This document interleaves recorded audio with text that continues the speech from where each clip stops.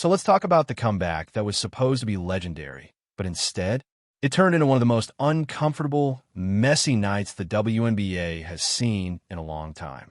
Angel Reese, the Bayou Barbie, the self-proclaimed star, the one who swore she was built for this spotlight, finally returned to the court with the Chicago Sky. And what was hyped as her big moment ended up being a masterclass in disappointment. If you're here for the real story and not the filtered version, subscribe. And if you're sticking around for the next meltdown, you better definitely subscribe. Let's paint the scene. Chicago's Wintrust Arena. Capacity 9,500. Weeks of hype leading up to this return. The marketing machine cranked up to full volume. This wasn't supposed to be just a game. It was billed as an event. The triumphant re-entry of one of the league's most polarizing players. But when tip-off finally rolled around, the crowd didn't roar. It barely murmured. Just 6,724 fans showed up. That's over 3,000 empty seats in an arena that was supposedly packed. You could feel the energy drop before the first possession even started. For something sold as larger than life, the vibe was closer to a high school pep rally than a professional comeback. And here's the kicker. Half the seats that were filled, bought with $3 tickets. That's right. The massive sellout crowd wasn't there out of pure loyalty or hype. They were there because it was cheaper than a trip to McDonald's. That's the first red flag. The second, Angel Reese's actual performance. Because if you're going to crown yourself the star, if you're going to strut back into the arena like it's your personal runway, then you'd better back it up on the hardwood. And Reese? She didn't. Not even close. Instead of dominating, she looked lost. Instead of leading, she was a step behind. Shot after shot clanged off the rim. Possession after possession slipped away. Her comeback game ended in a heavy, humiliating loss to the Seattle Storm. A reminder that basketball isn't won by brands, Instagram captions, or flashy nicknames. It's won by buckets. And Angel Reese wasn't delivering. Now, let's be fair for a second. Every athlete has rough nights. Even the greats have off games. But the problem with Reese isn't just her stat line. It's the disconnect between who she says she is and what she's showing on the court. Because the confidence, the trash talk, the endless self-promotion, it's nonstop. Angel Reese has built herself up as not just a player, but a movement. She calls herself the face of the league.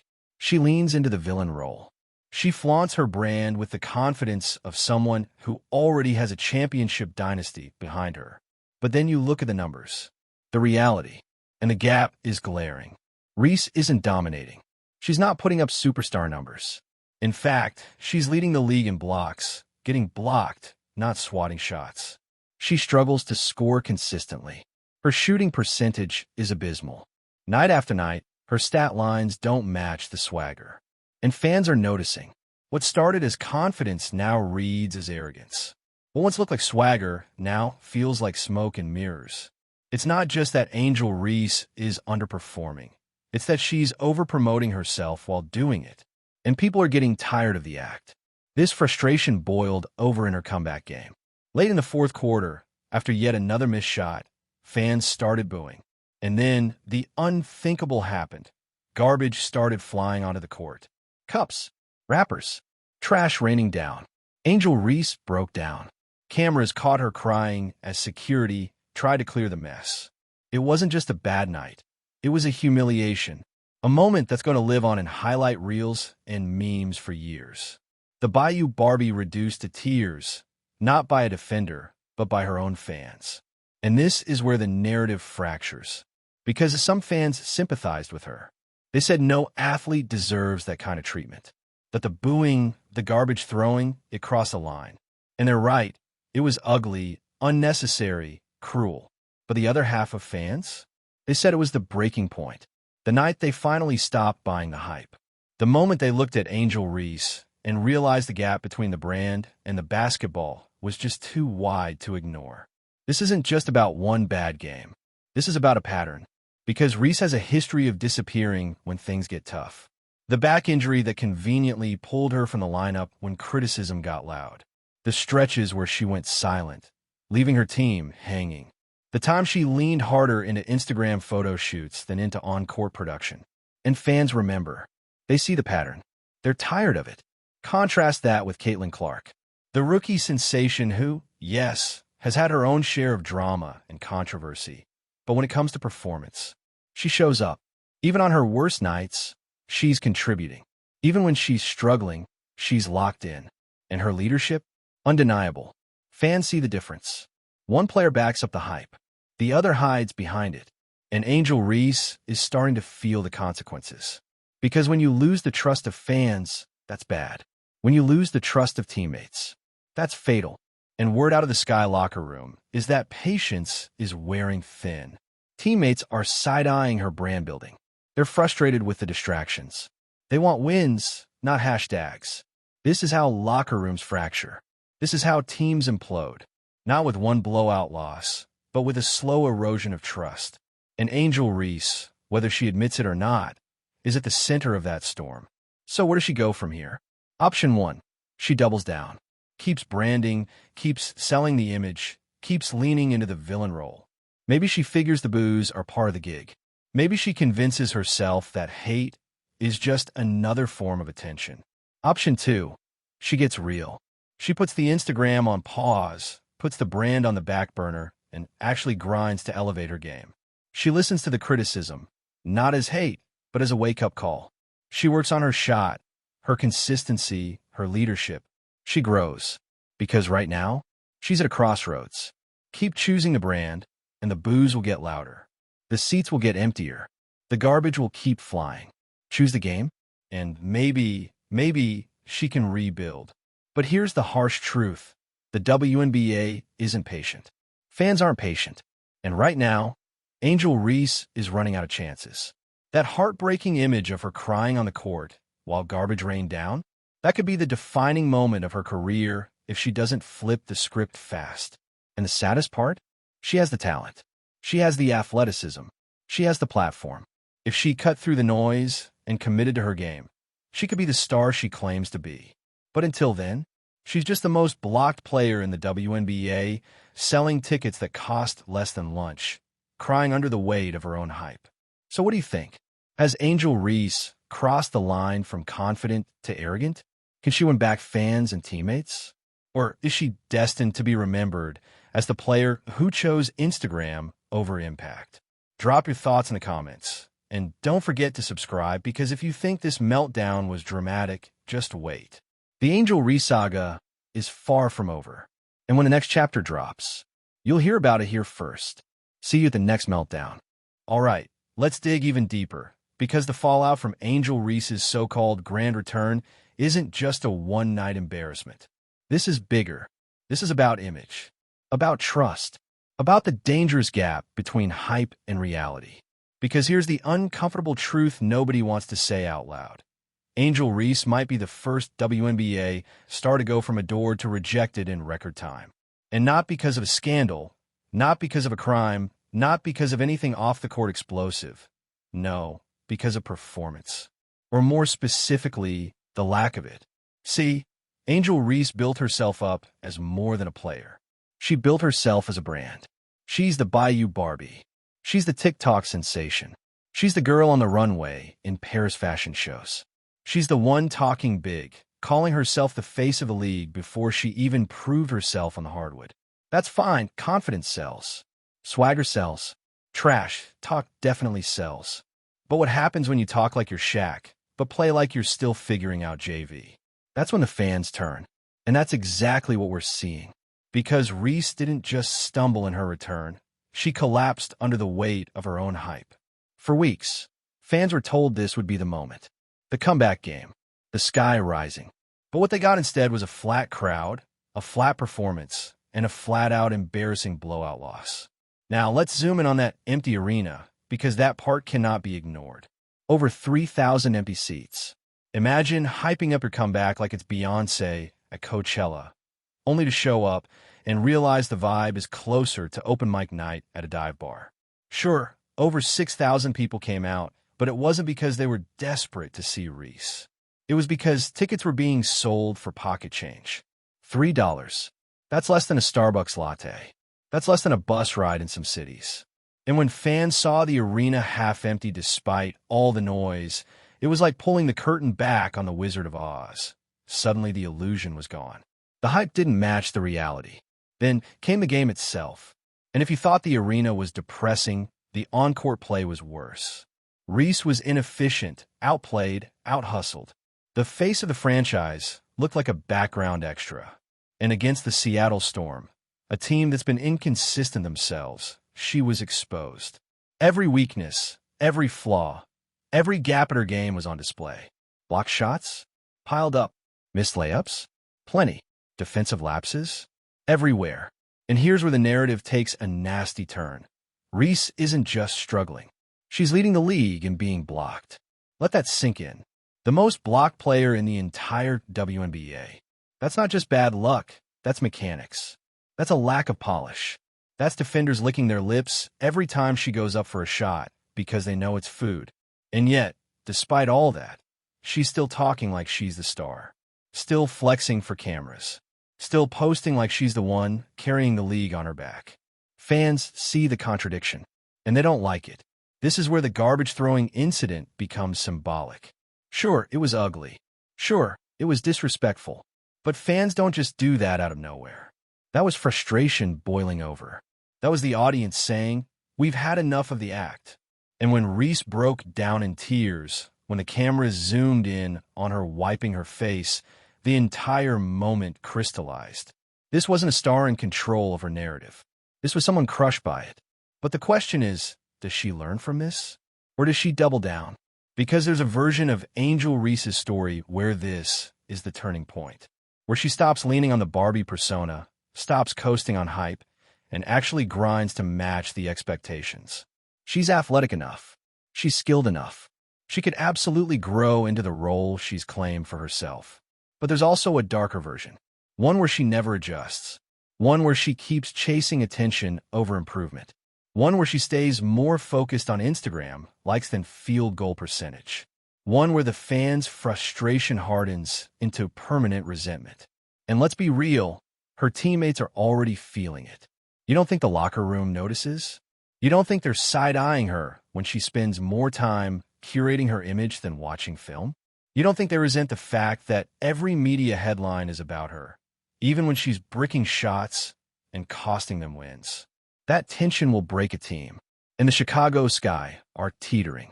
Contrast that with Caitlin Clark, because whether you love her or hate her, whether you think she's overhyped or not, her numbers speak. She backs up her presence. She delivers. And more importantly, she leads. She doesn't vanish mid-season. She doesn't lean harder into fashion week than into practice. She shows up. That's why fans trust Caitlin Clark, and that's why they're losing patience with Angel Reese. Because Angel's story isn't just about poor shooting. It's about trust. Fans don't trust her to show up when it counts. Teammates don't trust her to put the team before herself. And the league? The league is walking a tightrope between marketing her as a flashy personality and acknowledging that the game tape tells a very different story. And let's not ignore the bigger picture. The WNBA can't afford this. The league is in its most visible, fragile growth stage ever. Stars like Caitlin Clark are drawing new audiences. Sophie Cunningham, Aya Wilson, Brianna Stewart. They're carrying storylines and momentum. The last thing the WNBA needs is one of its marketed stars becoming a punchline. And right now, Angel Reese is dangerously close to being just that. The tears, the trash, the empty seats, the blocked shots. It all adds up to a player who sold herself as a superstar, but is playing like a role player. Now, is there redemption? Absolutely. Every villain gets a chance at a redemption arc. Reese could use this humiliation as fuel. She could shock everyone by putting her head down, shutting out the noise, and turning her game around. She could turn those boos into cheers. But the window is closing. Fast. Because once fans decide you're all talk, they don't come back easily. Once teammates lose faith, it's nearly impossible to win them over. And once your image cracks, every bad night becomes another nail in the coffin of your brand. The Bayou Barbie is at a crossroads. One path leads to growth, accountability, and maybe, finally, the greatness she's been claiming all along. The other? straight into the realm of cautionary tales, remembered not for dominance, but for wasted potential and empty bravado. So what's it going to be, Angel? Because fans have spoken. The patience is gone. The garbage has been thrown. The tears have been shed. The only thing left now is the response. Will she prove everyone wrong or prove them right? All right, strap in, because the Angel Reese saga doesn't end with a bad game and some garbage raining down. That moment was just the match. The fire? It's still spreading, and it's got the whole WNBA talking. See, what happened at Wintrust Arena wasn't just a tough night. It was a turning point, a moment where the gap between perception and reality finally became impossible to ignore. Angel Reese walked into this league with more noise than almost anyone in recent memory. The Bayou Barbie persona, the college legacy, the hype machine, and she embraced it. No, she fed it. She told us she was the face of women's basketball. She told us she was the villain, the one who didn't care what people thought. She posed, she branded, she marketed herself like she already had banners hanging in the rafters. But here's the thing. In sports, hype only works when it's backed by results. And results? That's where Angel's story gets shaky. Let's take it piece by piece. The empty seats. When the league and the sky were hyping her return, they painted this picture of a sold-out arena. Get your tickets now, they're going fast. That was the narrative. The energy was supposed to be electric, the kind of night where the roof rattles. But when the cameras panned across Wintrust, empty rows, whole sections with gaps, 6,724 fans. That's not nothing, but it's a far cry from the 9,500 capacity. And when you dig deeper, when you realize tickets were going for $3, you understand it wasn't demand, it was desperation. The illusion cracked, the performance. Then came the game. And listen, every athlete has rust after a long layoff. But Reese didn't just look rusty, she looked exposed. The numbers were brutal. Shots blocked, possessions wasted, defensive lapses everywhere. And instead of playing like the star she claimed to be, she looked like a rookie struggling to find her footing. And here's the thing. Fans might have forgiven that, if not for the branding. If she had come in humble, admitted she was working her way back, maybe people would have cut her slack. But when you spend months building yourself up as the moment, when you sell yourself like Beyoncé at halftime, you don't get the luxury of underperforming quietly. You either deliver or you get booed. And Angel? She got booed. The garbage moment. Now about that garbage. Let's be clear. No player deserves that. It's disrespectful. It's ugly. It crosses a line. But sports are emotional. Fans don't boo out of nowhere. They don't throw trash because of one missed layup. That's years of frustration, disappointment, and feeling duped boiling over. Angel Reese didn't just lose a game.